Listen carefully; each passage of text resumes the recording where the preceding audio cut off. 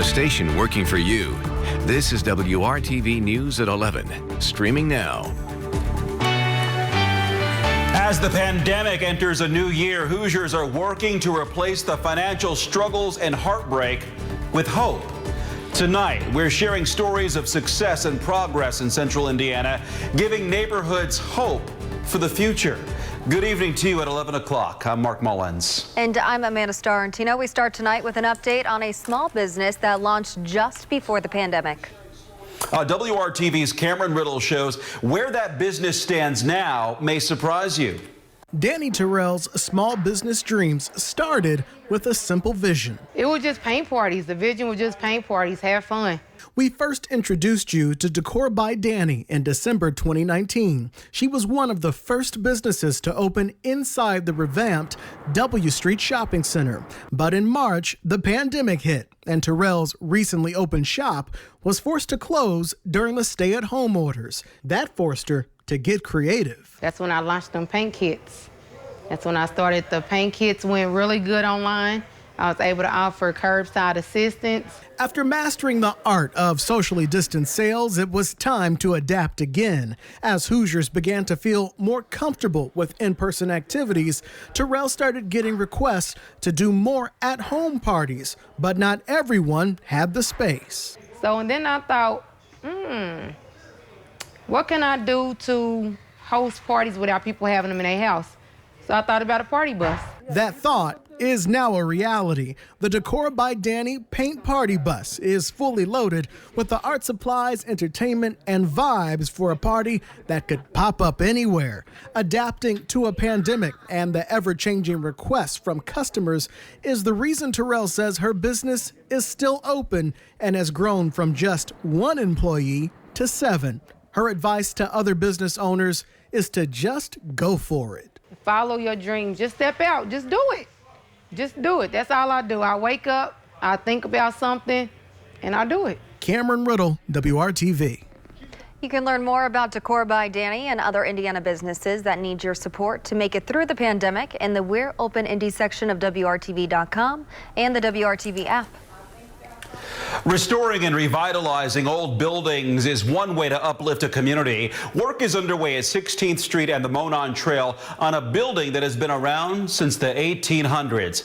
TWG Development bought the former IPS site in 2019 with the goal of making 188 affordable apartments. WRTV's Cornelius Hawker shows you why those who live and work in that area have high hopes for this project.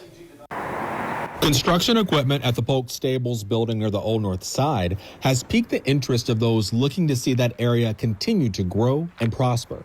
Gary Elder, president of the Old North Side Foundation Board, is one of those people. It's helping lift up the whole north side of the downtown area, one building at a time. It's important to have the buildings restored so they're put back to good use, so they're put back on the tax rolls in lots of situations. And it just helps brighten up the whole neighborhood and encourages more people to move into the area. What would you like to see go in the old Polk building? Apartments, businesses, mixed use? Mixed use seems great to me. I'm almost in favor of anything for that building. You got to kind of watch the way things are moving. And the building that you talked about in the area that it's in, that's definitely coming back. Gary Hoffmeister believes it's encouraging developers are working on the Polk Stables building because of its potential. He did something similar when he bought an old home in the 90s, turning it into Old North Side Bed and Breakfast. I just love to see it done. I love old things. I love things that have a lot of possibilities in it. But the possibilities are winding down, with little time left to do something with this historic structure that's in bad shape. It's great that somebody has expressed interest to save the building, because I truly believe if it's not restored soon, it's probably going to get past that point where it can be saved. Working for you, Cornelius Hawker, WRTV. We reached out to the TWG Polk group to ask about a timeline on when the work could be finished, but we didn't get an answer on that. They are, however, offering leasing opportunities on commercial space and encouraging interested investors or prospective clients to contact them. Now to the forecast. One thing that is normal right now in these unusual times is the weather. Kevin joins us now tracking typical temperatures. And I'm not liking it, Kevin. Yeah, January is January. We've been so warm that normal temperatures seem cold. 32 in Kokomo, 33 in Indy. The story overnight that we'll need to watch for that may be there first thing in the morning would be widespread fog. And the issue is temperatures below freezing with fog. That fog, moisture, and the droplets can freeze on contact with bridges and other surfaces below freezing. Right now, fog is not an issue, but you see the gray starting to appear in western Indiana. There are the temperatures that we expect first thing in the morning. So 28 degrees with some freezing fog in the area at about 8 a.m. By the time you're coming home, 38, and we stay mostly cloudy. There is some sunshine in the 7-day forecast. I'll find it for you coming up. And now to the latest on the health impact of the pandemic. State officials will give their weekly update tomorrow. COVID-19 hospitalizations statewide have been steadily rising in the new year. There were 2,907 patients as of yesterday. The rate has been up and down in recent weeks. It's still about triple the average number of patients in September. 3,477 new positive COVID cases were reported between December 23rd and yesterday. The 7-day positivity rate among people getting tested for the first time is 27%. And 8,292 deaths in Indiana are blamed on COVID-19 since the start of the pandemic. As more vaccines head to Indiana, we are getting insight into how some cities are getting them to people. The Fishers Health Department hopes to create a vaccine roster. Residents who are interested in getting vaccinated can fill out an online survey. Monica Heltz, the Fishers Public Health Director, says the first doses will continue to go to those identified by the state, like healthcare workers or first responders. Heltz says the state has not yet identified which groups will be next, so her department is taking a proactive approach while they wait. Because we don't know who's next and we don't know how people will continue to be notified once they get through these employer notifications, we want to have an active process for notifying our residents when the vaccine is available to their group. We have a link to the survey and more information for you on the WRTV app. The call for blood and plasma donations from people who have recovered from COVID-19 continues as the pandemic continues. January is National Blood Donor Month. The Red Cross and Versity are encouraging people to roll up their sleeves and help save lives. Kristen Marlowe with Northwest Indiana's Red Cross chapter will be donating convalescent plasma for the third time after contracting coronavirus in the spring. Hoosiers helping Hoosiers, I feel that that's my job, and I feel that's my role and responsibility. So as long as I have antibodies to give, I'll give them. Marlowe says the process of donating convalescent plasma is as simple as donating blood. It just takes longer. Indiana lawmakers could override the governor on an issue that could impact renters' rights. Last legislative session, Governor Eric Holcomb vetoed Bill SEA 148, which would preempt ordinances by local governments relating to any aspect of the landlord-tenant relationship, saying the language was overly broad and prevented almost any type of local control. It was the only bill the governor vetoed last year and only the second veto of his entire tenure. But discussions of a potential override by the General Assembly this year could happen with almost no prior notice or opportunity for public discussion. According to eviction data, Indianapolis is only second to New York City in the number of court-ordered evictions. More than 2 million Hoosiers rent. That's 3 in 10 households statewide. Housing advocates are urging people to reach out to their local representatives to not override this veto. A new effort hopes to ensure that no Hoosier goes hungry, even if they cannot pick up food themselves. Gleaners has partnered with other community leaders to deliver directly to homes. It's an emergency option that should only be used if a person is quarantining with COVID or has no transportation. Gleaners says the program has already served 28,000 households in Marion County. We work with Indie Hunger Network to kind of field and man all of those calls. We work with Second Helpings because they provide prepackaged and frozen meals for people. We work with 913 Sports, and there are boots on the ground delivering. If you need this service, go to the WRTV app and click on this story for more info. Georgia voters have spoken at the ballot box. Now we wait to hear their final say. Votes are still being counted at this hour in the state's runoff election for 2 U.S. Senate seats. The results will determine which party controls the Senate. ABC's Zareen Shaw is in Atlanta with what comes next. Georgia voters have now cast their ballots in a decision that could flip the balance of power in the Senate and possibly determine the trajectory of Joe Biden's presidency. The future of the country is on the ballot here in Georgia today. Y'all sound like you're ready to win an election. That's right. It's within reach. Many voters are aware how consequential a vote for Republican Senators Kelly Loeffler and David Perdue or their challengers, Democrats Raphael Warnock and John Ossoff, could be for both their state and the nation. It's a lot. My phone has been vibrating. Have you voted? You have a voting plan? Have you told 3 friends to vote? Polls show races as neck and neck. If both Democrats win, they'll control 50 seats in the Senate, as will Republicans, with Vice President-elect Kamala Harris as the tiebreaker. President Trump has been trying to do everything in his power to keep that from happening. During a rally for the Republicans in Georgia Monday, he rallied against election officials, but also insisted he won the November election in the state. There's no way we lost Georgia. There's no way. That was a rigged election. The state's election officials, who are all Republican, now find themselves in a tricky position. The secretary wants me to make clear that everybody's vote is going to count. The Secretary of State has asked counties to report how many ballots they received by 1 p.m. tomorrow, so we should know at that point how many votes are still outstanding. Zoreen Shah, ABC News, Atlanta. Another big vote happens tomorrow. Coming up, why it could be a long day in Washington as Congress votes to certify the Electoral College. And 2 Colts players at the center of some of the team's most memorable moments are one step closer to the Hall of Fame. DisneyOnIce.com. From the station working for you, this is WRTV News at 11, streaming now. WRTV Investigates is looking into complaints about stimulus checks going into the wrong bank accounts. We have received multiple messages about Hoosiers reporting this issue. We learned this is happening to some families who filed their 2019 taxes with H&R Block. That includes Ashley Gahagan. She tells WRTV she tried to reach out to the company. They said that they had a high volume of calls, and so they're not taking any calls. I still don't have we still don't have our money. And from my understanding, there's a ton of people that this has happened to, and nobody really knows how to handle it or the next steps to take to try to get their money. And it's kind of caught in a middleman.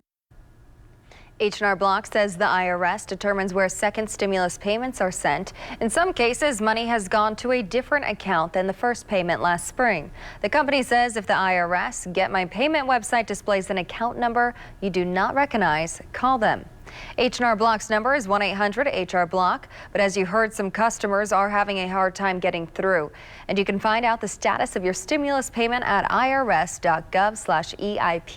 You can find all this info right now on the WRTV app. Well, even if you have not encountered problems in getting your stimulus check, you might still have some questions. Scripps reporter Stephanie Stone is getting answers tonight. I think the issue that most people don't seem to be realizing is that your eligibility for this is based on your 2019 tax return. That was a long time ago. Wendy Barlin is a CPA and the woman behind the LA-based business About Profit. We help small business owners keep more of their hard-earned money with tax strategies. Her clients, like the rest of us, have a lot of questions about that stimulus money. For a lot of people, $600 isn't nearly enough for the amount of help needed. Absolutely. If you are underwater and you haven't worked in a year, $600 is not going to help you. You need food, you need rental assistance. But if you've got that covered and you've been fortunate to work during the pandemic, that money is, of course, nice. There are a lot of people where 600 is extra for them. They are still working. And so for them, 600 is going to be extra, and that's going to be pretty great. Savings, credit card debt, charitable help, especially at this time of the year. So I think it's a really broad spectrum of how people are going to benefit from this stimulus. She recommends paying down debt, among other things. Always food, housing, medical first. Once those are covered, then given the climate, I think we have one of two really good choices. One, spend the money with small businesses who need you. Do something nice for yourself and your family and the businesses that need you, or give some of it to those who truly need it, especially because charitable donations are tax deductible. Where does that money come from? America faces a mounting debt, and many wonder if the extra cash comes with a hidden clause. The short answer, you don't have to pay it back, and it's not taxable. If you didn't get it and you were entitled to it, as soon as you file your tax return, you will get it. It is not taxable and you do not need to pay it back. However, unemployment money, that's different. Unemployment money is, in fact, taxable. She says as soon as you file your 2020 return, you'll get the money if you haven't already. Barlin says you may want to watch your mailbox. Sometimes the IRS will send a debit card that could look like junk mail. Be prepared for the unexpected. The next few months are going to be a roller coaster. I think there's this optimism that once January 1st comes, a light bulb's going to go on and everything's going to be better. And I'm an optimist, so I certainly hope that's true. But I also believe that we need to continue to take care of our money, take care of our health, and make plans for the new world that we're living in and not be waiting for some magic fix to happen. No one has a crystal ball into our 2021, but Barlin says take the opportunity to make a positive financial or career change in your life if you're able. I'm Stephanie Stone reporting. Let me start by saying there are no big storm systems to impact central Indiana over the next week. January is typically our coldest and snowiest month. That's on average. We know what can happen. This is an example. 7 years ago today, over 11 inches of snow in Indianapolis, followed by 34 hours where temperatures were below zero and wind chills of about 30 below. Tonight, we're concerned with some fog, patchy fog with temperatures below freezing can lead to slick spots on any untreated road surfaces, so we'll watch that. It may be widespread in central Indiana in the morning with temperatures in the 20s. Highs in the 30s, not just for tomorrow and not just through Sunday, but into early next week as well. 35 is the average high until we get to the 20th. January 20th, the average high jumps to 36. It's the trend from there on out, though, that we continue to get warmer with those averages. Notice what's missing here the next several days. Not expecting precipitation, dry into the weekend, even into early next week. Magic number tomorrow after the fog, we hold on to the clouds, 38, 36 on Thursday, a little cooler. Friday's temperature just 33. We'll hold off on sunshine really until we get to the weekend. That's when we'll see a mixture of clouds and sunshine. Temperatures in the upper 20s tomorrow just slowly climb. May take a little bit to get rid of the fog, especially western Indiana. Temperatures, as you can see, from north to south. Not much of a range, 36 to about 40. As you watch the weather system tomorrow develop out in Oklahoma and Texas, Louisiana, watch it spin to the south. The storm track keeps that weather system as close as maybe Kentucky and Tennessee, but the major impact not with the Hoosier State. Temperatures Thursday, still mid-30s. And we're a little colder, as I mentioned, on Friday from what you're seeing here with mostly cloudy skies. As we go to the weekend, a chance for a little bit of sunshine, a mixture of clouds and sunshine, temperatures in the mid-30s. Sunday morning, the coldest temperature within the 7-day forecast will drop to 22. Temperatures early next week still in the 20s for lows and highs in the 30s. That is a pretty consistent January forecast. The only thing that it's missing is any snow. So we hold off on that for another week at least. Amanda? Thanks, Kevin. Congress is set to vote and certify the Electoral College tomorrow. The standard procedure is shaping up to be a showdown this time. Scripps political reporter Joe St. George explains how things could unfold and if anything will change. The election may have been in November, but Wednesday technically is when the 2020 election will be officially over, with Congress set to certify the Electoral College vote, which took place last month. Usually this process doesn't receive a ton of attention, but it is this year because President Trump hasn't conceded the election. So what should you expect during the Electoral College certification vote? Well, the vote will begin around 1 p.m. Eastern time. Vice President Mike Pence will preside because he's also president of the Senate. Each state will be called in alphabetical order and the results read out loud. Any member of Congress can object to a result. An objection can only be heard, though, if a senator and a representative put that objection in writing. If that happens, up to a 2-hour debate will begin, followed by a vote. Now, this is why this process is going to take a while on Wednesday. Over 100 Republicans are expected to object to the results. Each objection takes time, although we don't know how many states Republicans will object to. Now, the big question, will the Electoral College certification vote change anything? The answer is no. In order to deny President-elect Biden the presidency, a majority in the House and the Senate would have to object. And so far, President Trump doesn't have the votes. The last time an objection like this occurred was by Democrats in 2005, who didn't want George W. Bush to win. The difference, though, is that time Senator John Kerry, who ran against Bush, did not support the effort. This time, President Trump does. Outside the Capitol on Wednesday, thousands of pro-Trump supporters are expected. Security has been heightened in our nation's capital, with the National Guard deployed. In Washington, I'm Joe St. George. .com.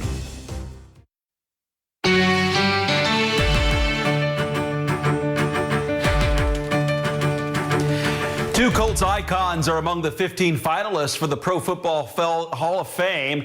Peyton Manning and Reggie Wayne. This is the first year of eligibility for Manning and the second for Wayne. The class of 2021 will be revealed during the week leading up to the Super Bowl. The newest Hall of Famers will be enshrined in August. The Colts are getting ready to take on the Bills on Saturday in the NFL wildcard round. And if you plan on traveling to Buffalo to attend the game, be prepared to take a COVID test. Up to 6,700 fans will be allowed in the stadium. That's about 10% capacity. All fans must test negative within 72 hours of kickoff. A stadium parking lot will be converted into a testing site tomorrow and Thursday. A company called BioReference is doing the testing. If successful, the program could be used for other events.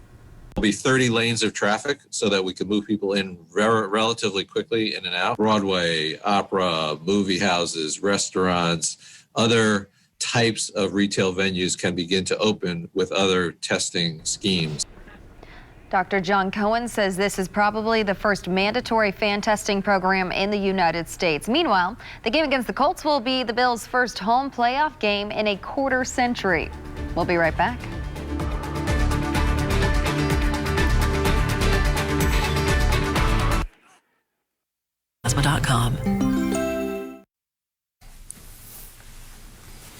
Todd will have word first thing in the morning, of course, about some patchy freezing fog. Temperatures only recover to 38 tomorrow afternoon and then downhill from there. 36 Thursday, temperatures coolest on Friday. Mark, a high of 33. All right. Thanks for joining us tonight. It's been great having you along. GMI Head Your Way at 4:30. Have a good night.